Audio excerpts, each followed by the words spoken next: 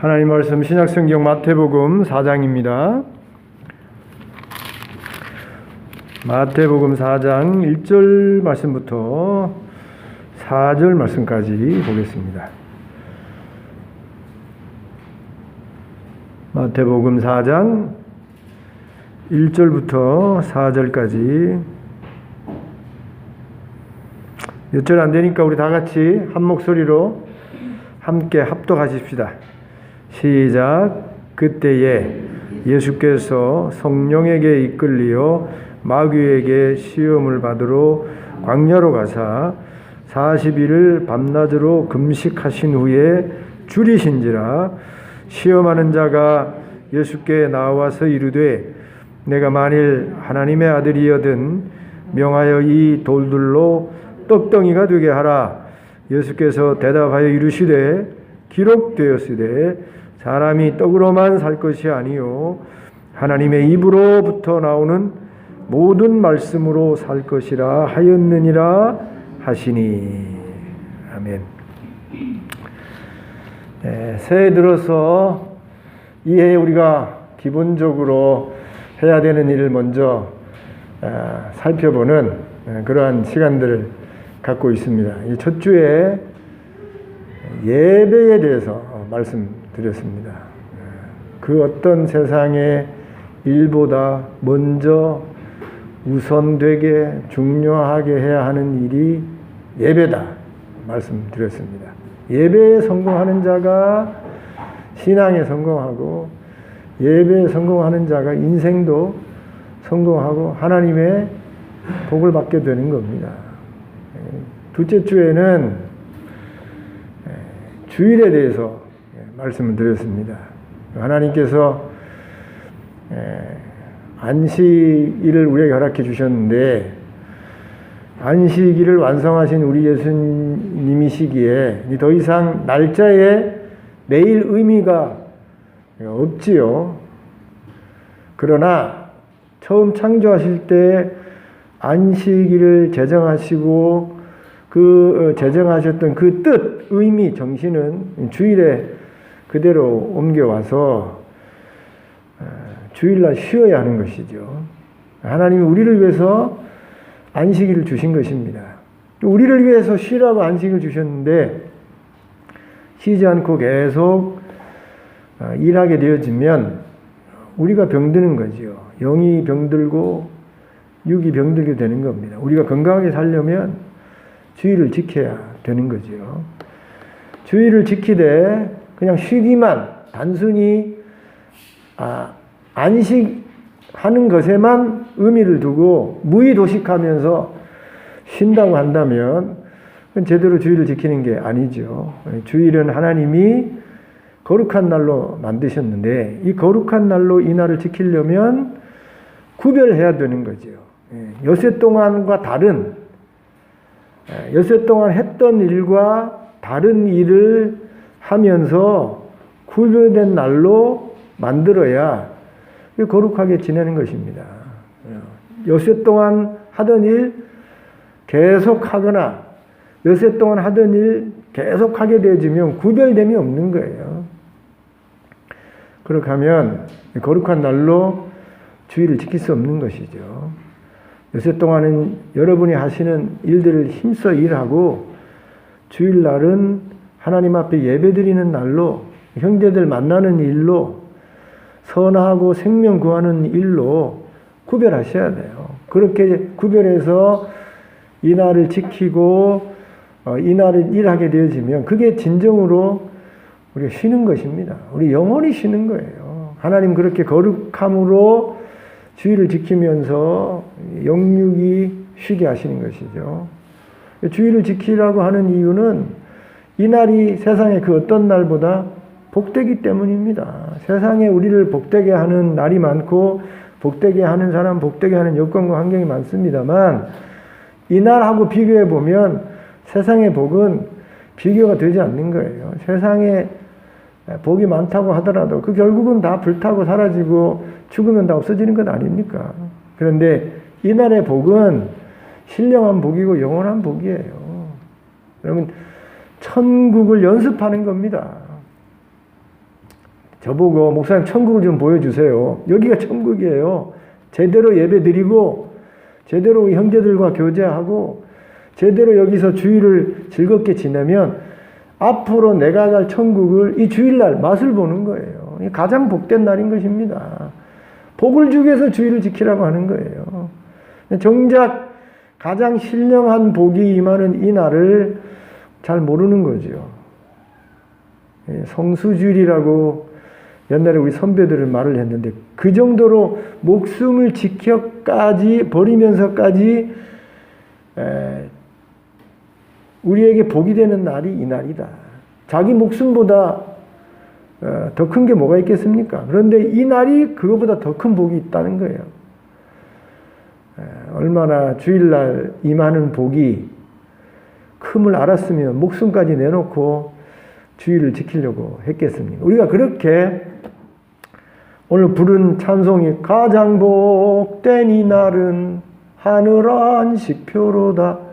이 의미만 알면 주일을 정말 복되고 아름답게 지킬 수 있는 것이죠. 오늘 세 번째 드릴 말씀은 하나님의 말씀대로 말씀을 먹으면서 우리가 살아야 된다. 하나님 말씀에 대해서 듣는 시간을 갖고자 합니다. 오늘 여기 마태복음 4장 1절부터 4절 말씀은 우리 예수님께서 공생에 메시아로 그리스도로 대중 앞에 군중 앞에 나서서 하나님의 나라를 복음을 선포하기 이전에 마귀에게 40일 동안 시험받았던 내용을 여기 담고 있는데 그 첫 번째 내용입니다. 1절부터 4절까지 예수님이 40일 동안 금식하셨습니다. 쉽지 않은 일이죠. 다이어트 하기 위해서 살 빼기 위해서 하루 금식하는 일도 쉽지 않는 일이에요. 3일 금식하는 거 쉽지 않는 일입니다. 3일 정도 되면요 한계가 와요. 한계. 금식을 해보시면 첫째 날도 힘들지만 셋째 날이 한계예요. 근데 셋째 날을 넘어서면 이제 배고픔이 좀 사라집니다. 그리고 일주일 정도 되면 또 고비가 와요. 그런데 그거를 4주 동안 하면 한 달이에요. 30일이라니. 우리 인간이 먹지 않고 견딜 수 있는 게 그냥 보통 일반적으로 40일이라 그래요. 한계지요. 먹지 않고 살 수 있는 한계, 시간의 한계가 40일 정도인데 우리 예수님이 40일 동안 먹지 않고 마귀에게 시험을 받으셨습니다. 얼마나 배가 고팠겠습니까? 여러분, 예수님이 하나님이라고 해서 배도 안 고프고 전능하다고 해서 다 못 느끼는 게 아니에요. 하나님은 우리가 똑같이 인간이 되셨기 때문에 다 느끼는 겁니다. 다 맛보는 거예요. 다 경험해 보시는 거예요. 우리가 배고프면 예수님도 배고프고 우리가 유혹당하면 예수님도 유혹받는 거고 우리하고 똑같이 하나님이 육신을 입으시고 다 경험해 보시는 겁니다. 얼마나 배가 고팠겠어요. 그런데 그때에 마귀가 배고픈 예수님에게 돌덩이가 떡덩이가 되게 해서 배고픔을 해결하라. 예수님이 사람이기도 하지만 하나님이기에 얼마든지 돌을 가지고 떡덩이를 만들어서 그 40일 동안 줄인 배를 채울 수 있지 않습니까? 근데 예수님이 그렇게 할 능력이 있음에도 불구하고 예수님이 거부하시잖아요. 그러면서 하신 말씀이 사람이 떡으로만 살 것이 아니요 하나님의 입으로부터 나오는 모든 말씀으로 살 것이라. 40일 동안 배고프고 굶는 일이 있어도 그래서 그 무엇보다도 배 채우는 일이 우선되는 그런 환경과 여건 속에서라도 더 우선되게 생각해야 될 일이 더 먼저 해야 될 일이 하나님 입에서 나오는 말씀을 먹고 사는 일이 더 우선되다는 거예요. 우리의 신앙이 잘못된 길로 걸어가게 되어지고 우리의 신앙이 바르지 못하게 되는 여러 가지 이유 중에 하나가 우선순위를 제대로 알지 못하고 우선순위를 지키지 못하기 때문입니다. 주일도 말씀드렸습니다만 7일 중에 제일 우선되는 일, 제일 먼저 해야 될 일이 주일을 구별해서 하나님 앞에 예배하는 일이에요. 근데 이 우선되고 중요한 일보다 엿새가 더 중요한 거예요. 엿새 동안 내가 일하고 또 먹고 마시고 하는 일이 더 우선되고 중요해서 거기에 소위 말해서 우선권 프라이어리티를 두니까 신앙이 제대로 되지 않는 겁니다. 바른 신앙으로 성장하지 않는 거예요. 하나님의 말씀도 마찬가지입니다. 하나님의 말씀을 먹고 마시는 것이 가장 우선되고 중요한 일인데 그 가장 중요한 우선된 일을 뒤로 미루고 내 배 채우는 일, 내 식욕을 해결하는 일, 내 육신을 건강하게 하는 일, 이건 우선되게 하고 이것 중요하게 여기니까 신앙이 제대로 되지 않고 영혼이 건강하게 되지 못하는 것이죠. 우리 예수님은 먹는 것보다 내 육신을 건강하게 하고 내 목숨을 살리는 일보다 더 먼저 더 중요하게 해야 할 일이 영혼을 살리는, 영혼을 건강하게 하는 하나님의 말씀을 먼저 먹고 마시는 일이 그게 더 중요한 일이다. 더 우선되는 일이라고 이 40일 금식하시면서 마귀에게, 우리에게 선포하고 가르치고 계시는 것입니다.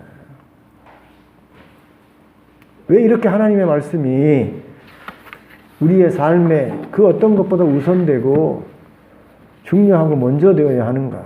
이 세 가지를 통해서 가장 우선되고 중요한 일임을 우리가 찾아볼 수 있는데, 첫 번째로요, 우리가 살기 위해서요, 살기 위해서. 지난 수요일날도 말씀드렸습니다만, 여러분 프로그램 중에, TV 프로그램 중에 금쪽 같은 내 새끼라는 아주 오은영 박사가 나와서 아이들 기르는 데 있어지는 그 문제들을 아주 상담을 잘하는 그런 프로그램인데요. 10살짜리 아이가 거식증에 걸렸어요. 거식증, 클 것자가 아니라 거부한다는 것자입니다. 많이 먹는 증상이 아니고 먹지 않는 거식증, 먹는 것을 거부해요. 왜 거부하냐면 그 집에 아이가 둘째가 생겼는데 엄마 아빠가 둘째가 생기니까 둘째에게 관심을 두고 사랑을 주는 겁니다. 그러니까 지금까지 관심을 받고 사랑을 받았던 이 첫째 아이가 뺏겨진 관심과 사랑을 자기에게 돌리기 위해서 밥을 먹지 않는 거예요. 밥을 먹지 않으니까 엄마가 왜 밥 안 먹냐? 그리고 챙기고 먹이려고 애를 쓰는 그런 관심과 그 사랑을 계속해서 엄마 아빠의 관심과 사랑을 자기에게 두게 하기 위해서 일부러 먹지 않는 겁니다. 그런데 아주 심각할 정도로 안 먹어요. 그냥 편식하는 정도가 아니라 애초에 안 먹습니다. 그래서 10살인데도 몸무게가 한 10kg밖에 되지 않아요. 정상적으로 하면 체중이 30kg 이렇게 가야 될 아이인데 10살인데도 한 10kg 정도가 되니까 심각하지요. 그래서 엄마가 막 매달려서 막 울고 막 먹이려고 애를 씁니다.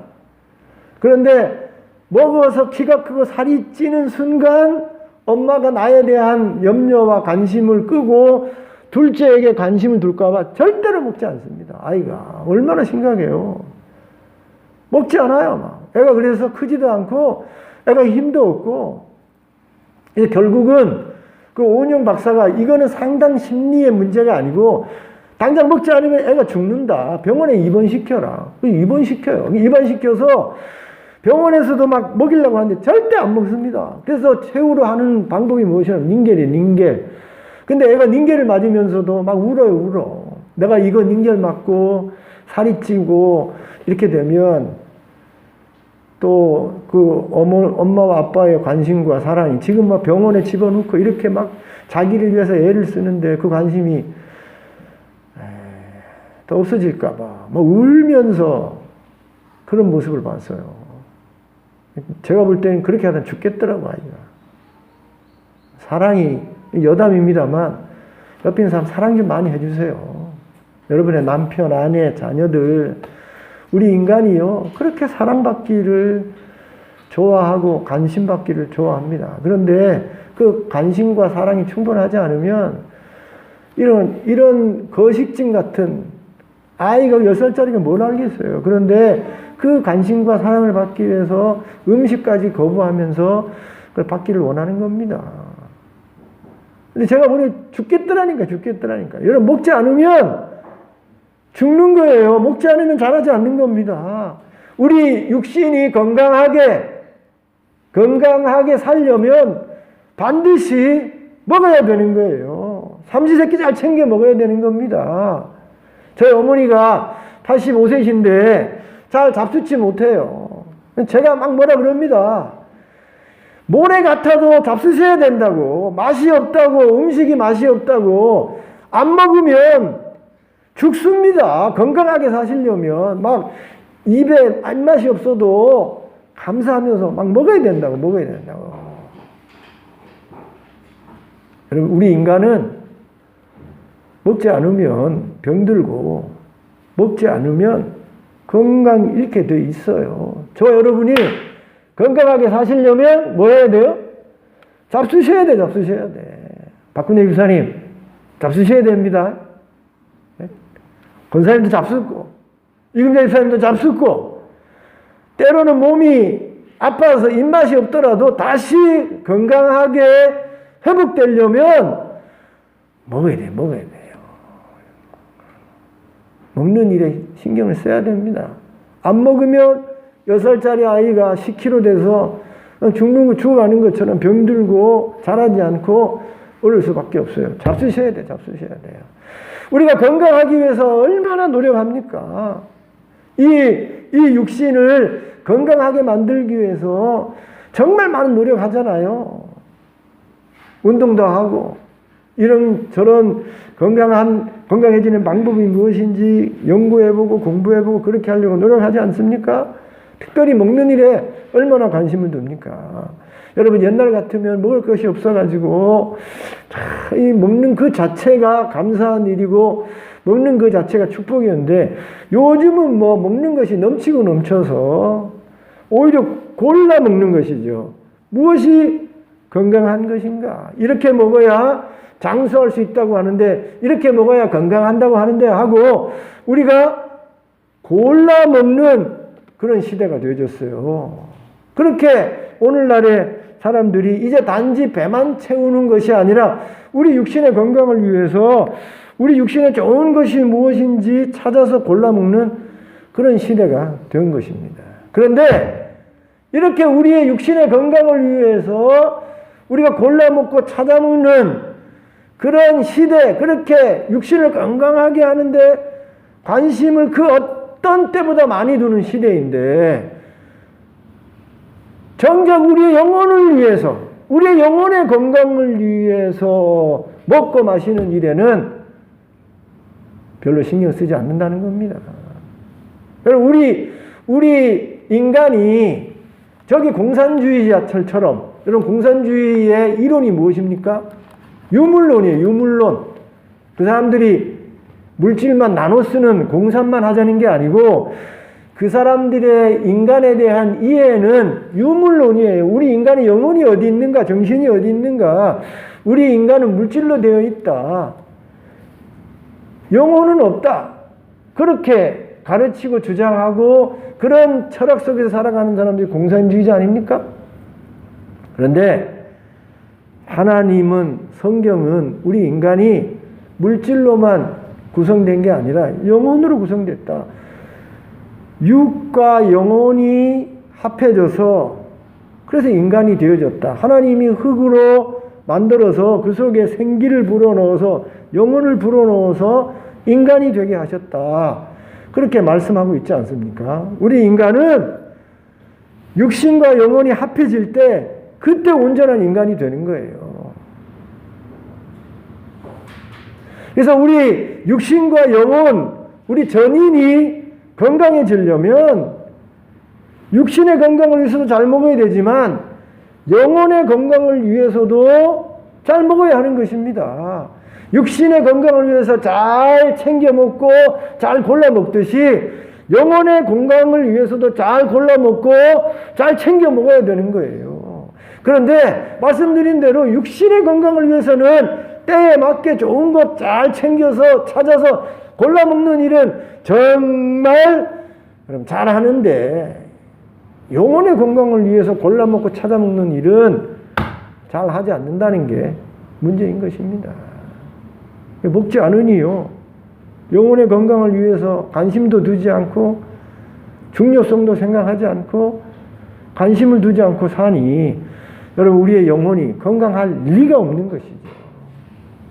여러분 교회 나오면서도 신앙생활 하면서도 왜 영혼이 피폐해서 사람이 근심, 걱정, 염려 속에서 우울 속에서 세상 사람과 똑같이 이 세상을 잿빛으로 보고 원망하고 불평하고 여러분 우울하게 그렇게 눈에 희망이 없이 소망이 없이 살아갑니까? 영혼이 병들어서 그래요. 영혼이 병들어서. 여러분 안 믿는 자나 믿는 자나 영혼이 병들면 여러분 증상이 똑같아요. 근데 왜 이렇게 믿는 자임에도 불구하고 영혼이 병들어서 이렇게 근심과 걱정과 염려 속에 염세로 우울하게 기쁨이 없이 소망이 없이 살아가게 되는가? 영혼이 먹지 않아서 그래. 영혼이 먹지 않아서.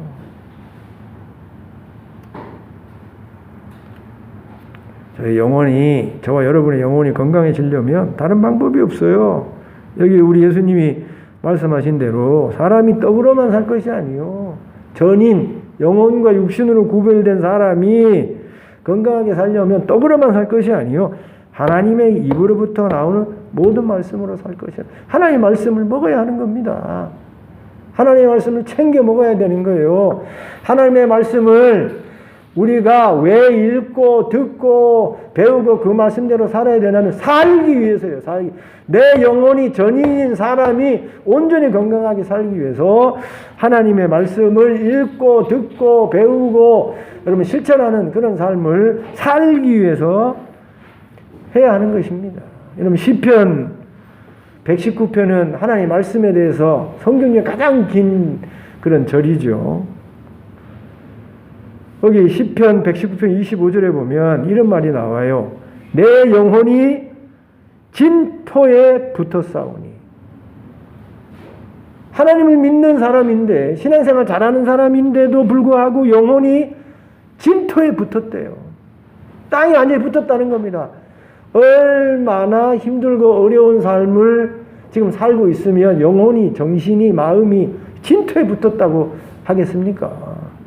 그리고 28절에도 보면 나의 영혼이 눌림으로 말미암아 녹사오니, 영혼이 세상의 모든 근심, 걱정, 무거운 짐으로 눌려서 지금 녹아버릴 지경이다. 녹아버릴 지경이다. 얼마나 영혼과 마음과 정신이 힘들고 어려운 상태에 있으면 이렇게 표현했겠습니까? 그런데 이렇게 영혼이 진토에 붙어 있는 상태이고 영혼이 눌림 상태에 있는 그때에 무엇으로 그 진토에 붙은 영혼을, 눌린 영혼을 살아나게 했냐면 하나님의 말씀으로 살아나게 했다는 것입니다. 내가 하나님의 말씀을 먹었더니, 내가 하나님의 말씀을 읽고 듣고 배우고 실천하였더니 그 하나님의 말씀을 먹고 듣고 배우고 실천한 그것 때문에 진토에 붙은 내 영혼이, 녹았던 내 영혼이 다시 살아나고 소생하는 그런 은혜의 역사, 능력의 역사가 있었다는 것입니다. 그럼 히브리서 기자는요, 하나님의 말씀은 살았고, 그래서 하나님의 말씀은 살았고 능력이 있어 심령과 관절과 골수를 쪼갠다 그랬어요.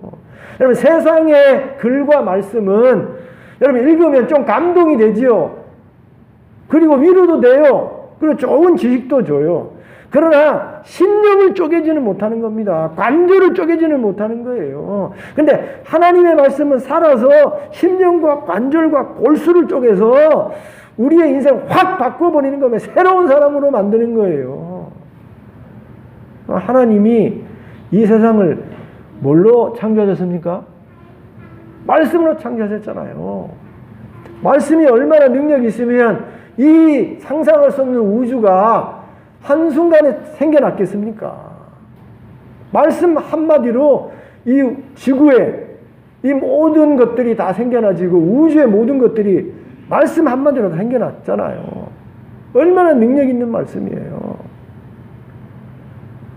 저와 여러분의 죽은 영혼이 살아나려면, 그래서 이 땅을 살되 남은 삶을 살되 기쁘고 즐겁게 행복하게 소망을 가지고 정말 생생하게 생기 있게 살려면 하나님 말씀을 잡수셔야 되는 겁니다. 세상에 음식만 먹어서 육식만 피둥피둥하게 건강하게 만들어서 내 영혼과 내 정신이 여러분 건강이 되는 게 아니에요.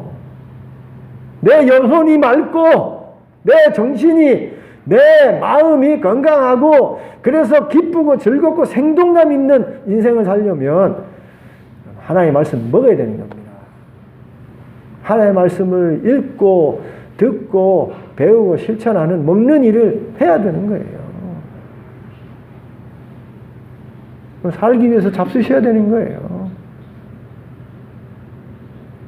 오늘 작년 한 해 성경 읽고 성경 문제 풀고 한 분들 오늘 시상을 할 겁니다. 근데 왜 양목사는 해마다 늘 반복되는 일도 저기에다가 말씀 읽으라고 표를 붙여놓고 읽으라고 권하고 또 문제를 여기 늘 문제를 내고 설교를 또 요약해서 싣고 하는 이유가 무엇입니까? 여러분의 영혼 때문에 다들 먹고 사는 일에는 관심을 갖는데 나의 영혼, 나의 정신, 나의 마음이 건강한 것에는 관심을 두지 않고 살아가는 여러분에게 그 어떤 것보다 영혼을 건강하게 하는 것, 정신과 마음을 건강하게 하는 일이 중요하게 그 영혼과 마음과 정신을 건강하게 해서 영육이 건강하게 살게 하기 위해서 제가 말씀을 그렇게 강조하고 말씀을 읽게 하고 말씀을 가르치고 말씀의 중요성을 여러분에게 강조하는 겁니다. 말씀 읽으셔야 돼. 내가 살기 위해서 말씀을 봐야 되고 말씀을 묵상해야 되고 말씀을 가까이 해야 되는 겁니다. 네. 자기 나이만큼 할 수만 있으면 성경 읽으세요. 자기 나이만큼. 목사님 어떻게 그렇게 합니까? 하려고 애를 써보세요.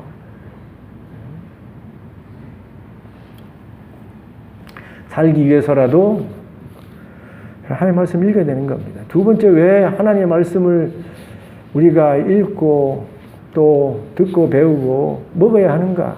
왜 하나님의 말씀으로 살아야 하는가? 비진리로부터 나를 지키기 위해서 하나님의 말씀을 먹어야 하는 겁니다. 여러분, 말세는 미혹의 시대예요. 정말 제가 이 시대를 보면 미혹하는 일이 얼마나 많은지 몰라요. 특별히 우리나라에 이단들이 왜 이렇게 많은지. 그런데 이렇게 미혹하고 유혹하는 이단들이 많은데 이 비진리의 이단들을 분별하는 목회자도 드물어요. 교회도 드물어요.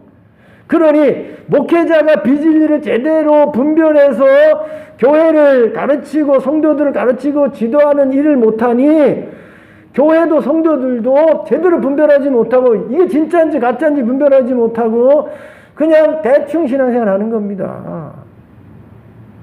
제가 지난주 수요일도 말씀드렸습니다만 여러분 박조준 목사님 은퇴하셨습니다만 우리 한국교회 정말 유명한 설교가입니다. 정말 좋은 목회자예요.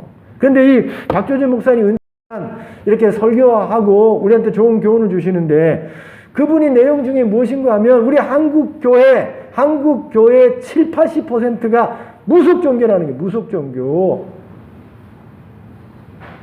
겉으로 보면 교회인데 겉으로 보면은 성도인데 실제로 교회가 가르치고 그곳에서 신앙생활하는 성도들의 신앙을 제대로 평가해 보면 세상에 무속종교란 말이에요. 샤머니즘, 기복신앙이래. 기복신앙.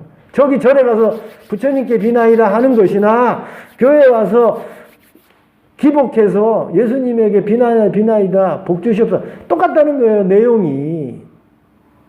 그래서 이게 여호와 신앙, 예수 신앙이 아니고 무속 종교가 똑같단 말이에요. 무속 70-80%가.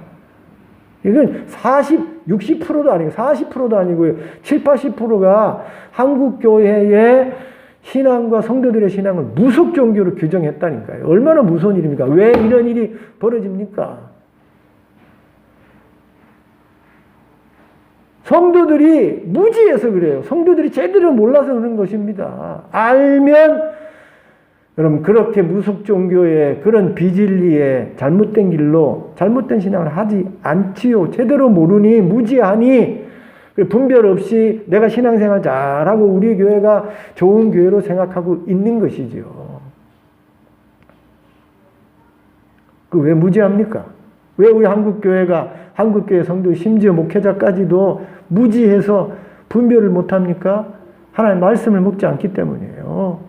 하나님의 말씀을 모르기 때문입니다. 하나님의 말씀을 읽지 않고 하나님의 말씀을 상호하지 않고 하나님의 말씀을 연구하지 않고 하나님의 말씀을 배우지 않고 그 말씀대로 살려고 몸부림치면서 실천하지 않으니 하나님의 말씀의 맛을 모르니 능력을 체험하지 못했으니 무슨 실력이 있겠어요? 무슨 분별력이 있겠습니까?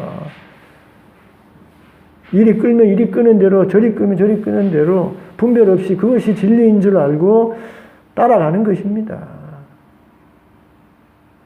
여러분 우리나라처럼 이렇게 이단들이 많은 걸 모르겠어요 제가.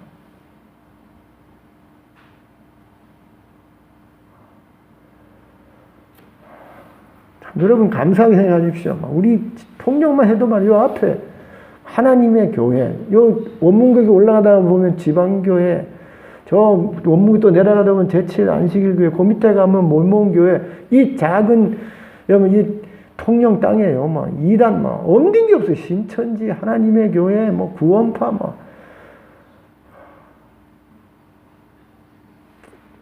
저기 우리 들어오는 입구에 제가 이단 붙여놓은 거 한번 보십시오. 우리 한국에 얼마나 많은 이단과 이단 유사한 이단들이 얼마나 많은지. 그런데 왜 이런 일이 벌어지냐면 하나님의 말씀을 제대로 가르치지 않고 제대로 배우지 않아서 모르기 때문입니다. 모르니 여러분 분별력이 없는 거죠. 그냥 다 따라가는 거예요. 마지막에 우리 예수님이 공의와 정의를 엄격하게 평가하시지 않습니까? 양, 염소. 내가 하나님의 이름으로 주님의 이름으로 선교하고 하나님의 이름으로 기적도 베풀고 다 했는데요. 넌 도무지 모른다. 그럼 이런 일이 왜 벌어집니까? 몰라서 그런 거예요. 나는 이렇게 하는 일이 하나님이 기뻐하시고 하나님이 인정하시는 일이라고 생각했는데 나중에 가면 아니라니까요. 제대로 알고 제대로 믿고 제대로 살아야 제대로 하나님 앞에 양으로 평가받고 제대로 된 신자로 평가받는 것입니다. 그러려면 평소에 하나님의 말씀을 읽고 배우고 먹는 일을 게을리 하지 말아야 되는 거예요. 그냥 예배당에 나와서 주일날 목사님이 하시는 설교만 듣고 평생 신앙생활 해서는 안 되는 겁니다. 여러분 스스로 하나님이 어떤 분인지 예수님이 어떤 분인지 그 하나님이 예수님이 나를 위해서 어떤 일을 하셨는지 하나님의 말씀 성경을 내가 찾아 읽으면서 스스로 확신을 가져야 되는 거예요. 확인해야 되는 거예요. 제 아들 얘기해서 죄송합니다만 제가 우리 아들을요 평생을 가르치지 않았습니까? 목사 아들이니까 얼마나 많이 알겠어요. 그런데 그렇게 간접적으로 아버지 목사 아들로 간접적으로 교회에 억지로 다니면서 하나님을 안구하고 믿음하고는 아무 관계가 없는 겁니다. 실력이 없는 거예요. 뭐가 뭔지도 모르는 거예요. 그냥 목사 아들로 그냥 뭐 아는 정도로만 사는 거지요. 근데 언제 실력이 나타나는가? 우리 아들이 지난해 심장이 덜컹덜컹해서 몇 번 응급차를 타고 병원에 갔는데 그런 일을 통해 가지고 뭘 깨달았냐면 언제라도 젊어도 죽을 수 있구나. 그걸 알게 된 겁니다. 그리고 나서 그 녀석이 제일 먼저 한 일이 무엇인 줄 압니까? 성경 읽는 거예요. 성경. 제가 성경 읽으라 하지도 않았어요. 근데 당장 죽음이 눈앞에 있을 수도 있고 그 위에 하나님의 심판도 있을 수 있으니까 가장 중요한 게 믿음 아닙니까? 그러니까 아버지가 말한 가르쳐준 믿음이 아니고 내 스스로 확인되어진 믿음 내 스스로 확인되지 하나님, 예수님, 십자가 알기 위해서 스스로 성경을 보는 겁니다. 제가 읽으라 하지 않았어요. 지가 알아서 막 성경을 얼마나 읽는지요. 그래요. 변했어요. 성경 읽고 나서 변했다니까요. 이제는 아버지에 의해서 간접적으로, 그리고 억지로, 그리고 수동적으로 알고 신앙생활 하는 게 아니라 이제는 적극적으로, 능동적으로 자기가 알아서 성경을 통해서 확인되고 발견되어진 진리를 가지고 분별해서 신앙생활하는 그런 아들로 바뀐 것입니다. 얼마나 감사한지 몰라요. 무엇이 그렇게 한 것입니까? 하나님 말씀이 그렇게 한 거예요. 비진리로부터 나를 지키기 위해서 이 미혹된 세상 말세에 교회와 저와 여러분이 스스로 나를 지키기 위해서 정말 필요한 것이 하나님의 말씀을 읽고 배우고 먹는 일인 것입니다. 사람이 떡으로만 살 것이 아니라 하나님 입으로부터 나오는 말씀으로 살 것이라 하나님 말씀을 읽어야 되는 거예요. 배워야 되는 겁니다. 묵상해야 되는 거예요. 나를 지키기 위해서 실력 있는 하나님의 말씀을 확인해 보면서 여러분 나를 지키기 위해서 하나님의 말씀을 읽으셔야 돼요. 배우셔야 돼요. 먹어야 되는 겁니다. 세 번째로 왜 하나님의 말씀을 우리가 먹어야 하는가? 충만하기 위해서입니다. 충만하기 위해서. 여러분 충만이라는 단어가 우리에게 주는 그런 긍정적인 의미, 적극적인 의미가 얼마나 많습니까? 여러분 충만 이거 얼마나 좋아요. 사람이 충만한 거야. 이제 사람이 모자라. 벌써 뉘앙스가 다르잖아요. 여러분 충만해져야 되지 않겠어요? 우리 성경에 성령 충만 얼마나 좋아요. 성령이 충만하지 않아. 그럼 별 좋은 게 없잖아요. 충만, 성령 충만, 은혜 충만, 기쁨 충만, 예? 또 말씀 충만. 여러분 충만한 게 얼마나 좋습니까? 저와 여러분이 인생을 살 때 그냥 모자라서 헐떡헐떡 모자라서 여기 꾸고 저기 꾸고 그런 부족한 인생이 아니라 충만해서 넘쳐나서 내 인생을 즐겁고 행복하게, 내 인생뿐만이 아니라 흘러 넘쳐서 다른 사람의 영향을 주고 복되게 하는 그런 충만한 삶을 살면 얼마나 좋겠습니까? 하나님은 우리에게 성령 충만한 삶을 살기를 원해요. 기쁨 충만한 삶을 살기를 원해요. 은혜 충만한 삶을 살기를 원해요. 기도 충만한 삶. 하나님은 이렇게 은혜로운 것들로 복된 것들로 충만해서 살기를 원하시는데 여러분 이렇게 충만하게 사는 여러 가지 방법 중에 하나가 말씀 충만이에요. 말씀 충만.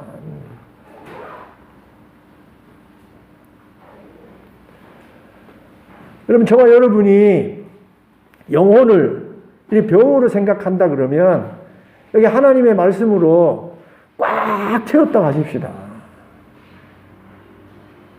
그러면 그 말씀으로 꽉 채워진 그 상태가 그럼 저와 여러분의 인생에게 그 얼마나 큰 역사를 여러분 드러내겠습니까?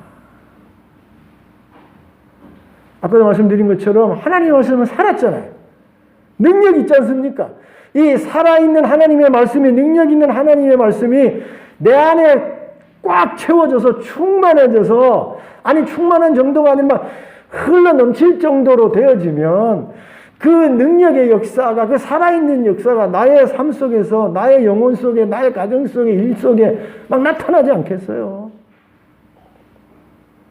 그런데 말씀이 채워지지 않아서, 말씀이 빈 병을 생각해 보십시다.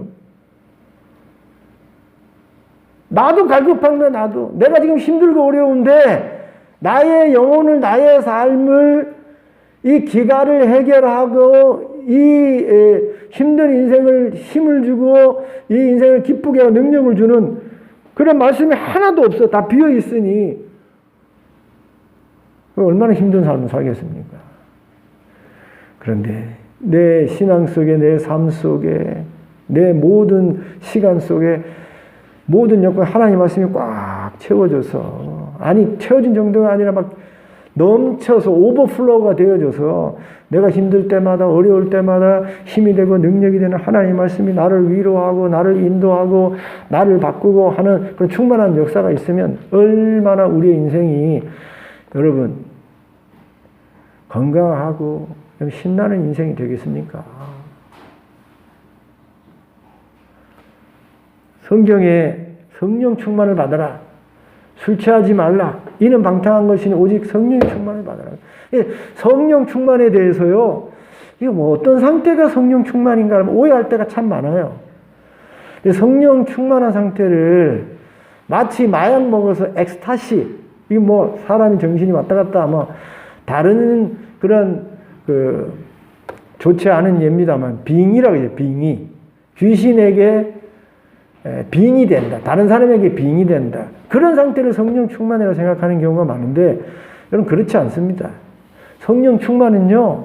성령 충만하게 되어지면 아까 말씀드린 대로 은혜 충만, 감사 충만, 기쁨 충만, 말씀 충만, 기도 충만 이런 아름다운 것들로요. 다 채워지는 거예요. 정신이 또록또록해지는 겁니다. 뭐 그냥 성령 충만하면 뭐 이렇게 이전에 무슨 영매들처럼 말이에요. 내 의지와 내 그 지식은 다 사라지고 뭐 황홀한 상태에 빠져가지고 그런 걸 성령 충만 생각하시면 안 돼요. 성령 충만은 내 의지와 정신이요 더 맑아지고 진리가 더 또록또록해지고 말이에요. 그리고 그런 상태에서 기쁨 충만, 감사 충만, 은혜 충만, 기도 충만, 말씀 충만 이런 것들이 다 채워지는 겁니다. 그런 상태를 우리 성령 충만이라고 정의할 수 있는데 여러분 이런 성령 충만한 상태는요 말씀 충만하고 연결시킬 수 있어요. 말씀이 충만하면 성령 충만한 상태인 것입니다. 저와 여러분이 성령 충만한 삶을 살려면 은혜 충만한 삶, 기쁨 충만한 삶을 살려고 그러면 말씀으로 충만해져야 돼요. 살아있는 하나님의 말씀으로 충만해지면 여러분의 삶이 충만해진다니까요. 영혼이 비어서 말이에요. 영혼이 기갈해서 영혼이 말라 비틀어져서 늘 다른 사람한테 뭔가 위로를 받고 도움을 받고 위로를 받고 뭐 가르침을 받고 여러분 그런 상태로 사는 것이 아니라 말씀이 충만해서 말씀드린 대로 다른 사람을 위로하고 격려하고 그 삶에 넘쳐서 다른 사람을 기쁘게 하고 행복하게 하고 붙들어주는 그런 삶을 살면 얼마나 좋습니까? 이런 삶을 살려면 충만한 삶을 살려면 말씀을 먹어야 하는 거예요. 말씀을. 우리 예수님이 40일 동안 금식하셨으니 얼마나 배가 고팠겠어요. 얼마나 배가 고팠겠습니까? 그런데 그렇게 배고프고 줄이신 상태에서도 그 배고픈 것을 해결하는 먹는 일보다 더 우선되고 더 중요한 일이 하나님 입에서 나오는 말씀을 먹어야 된다. 사람이 하나님 입에서 나오는 말씀으로 살아야 된다. 떡으로만 먹는 것으로만 사는 것이 아니라 하나님 입에서 나오는 말씀으로 살아야 된다. 6일 동안 먹고 마시는 일에 신경 쓰는 것이 아니라 7일에 주일에 하나님 앞에 예배하고 하나님 만나고 영광 돌리는 일로 살아야 된다. 그게 우리를 살리는 것이다. 라고 예수님이 말씀하셨어요. 저 여러분이 이 1년 동안 죽는 게 아니고 죽는 것처럼 사는 게 아니라 정말 영육이 건강하게 행복하게 여러분 사는 삶을 살려면 말씀 읽으셔야 돼요. 말씀 읽으셔야 된다. 영혼이 살아나요. 내 영혼이 진토에 붙어 싸우나 내 영혼이 눌려서 녹사오나 하나님 말씀 읽었더니 살아났다. 소생되었다. 이게 시편 119편에 기자가 체험하면서 우리에게 말하는 건 아니에요. 하나님 말씀 읽으면 살아나요. 읽으셔야 돼요. 먹으셔야 돼요. 묵상하셔야 돼요. 비진리로부터 교회와 여러분과 여러분 자녀를 지키려면 하나님의 말씀에 대해서 무지하면 안 돼요. 내가 확인해 봐야 돼요. 내가 먹어봐야 되는 겁니다. 내가 하나님의 말씀을 펴서 정말 이렇구나 진리를 확인해 봐야 되는 거예요. 예수 믿으면 구원받는구나, 십자가에 이런 능력이 있구나, 이런 말씀이 있구나를 내 눈으로 내 몸으로 여러분 확인해 보셔. 단단하게 진리로 나를 지켜야 되는 거예요. 인생을 말이야 예수 믿어도 비리비리하게 말이야 맨날 우울하게 맨날 근심걱정하면서 힘없게 그렇게 살기 원하십니까? 충만하게 기쁨 충만, 감사 충만, 은혜 충만, 능력 충만, 믿음 충만, 충만하게 살려면 말씀 읽으셔야 되는 겁니다. 말씀이 살아있기에 하나님의 말씀의 능력이 있게 심령과 관절을 쪼개서 우리의 가정과 우리의 일터와 삶을 쪼개서 충만하게 하는 거예요. 그러니 충만한 삶을 살기 위해서 하나님 말씀 읽어야 되는 겁니다. 작년에도 말씀 읽으면서 딱지를 많이 붙이셨는데 딱지 붙이려고 읽지 마시고 살기 위해서 읽으시기 바랍니다. 확인하기 위해서 하나님의 말씀을 읽으시기 바랍니다. 충만하기 위해서 하나님의 말씀을 읽고 배우고 먹고 실천하는 일을 하시기 바랍니다. 그럼 이 해가 여러분의 정말 복된 한 해가 될 것입니다. 그렇게 살아가는 저와 여러분 될 수 있기를 주님의 이름으로 축원드립니다.